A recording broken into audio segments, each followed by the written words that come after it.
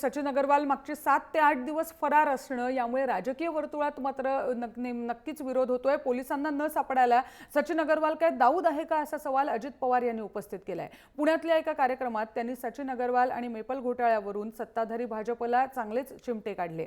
5 लाखात घर म्हणजे काय जादूची कांडी आहे का असा प्रश्न विचारत सचिनशी कुणाचे लागेबांधे आहेत याचा तपास करावा लागेल अशी मागणी केली। पोलिसांना तो सापडत नाही, ती काय म्हणजे असा कोण दौतबीत लागून गेलोय सापडणं, कराचीलाच पळून गेलाय। ही लोक सापडत नाही आणि हे अग्रवाल पण सचिन सापडना। त्याच्यात नक्की कोण कोणाचे लांगे बांधे धागे दोरेत काढलं पाहिजे। सगळे दूध का दूध पाणी का पाणी पुढे सचिन चांगलं लक्षात ठेवलंय। ही आमचा सचिन तेंडुलकर कुठं, ही सचिन कुठं तिच्या मायला त्याच्या बापट साहेब आणि पालकमंत्री महोदय आणि तिथनं ती मोटरसायकलवरती तिकडे बघतायत, कुणाकडे बघतायत काही कळेनाच। पोलीस आजूबाजूला आहे आणि ती खुशाल मोटरसायकल बसून चाललं बाबा।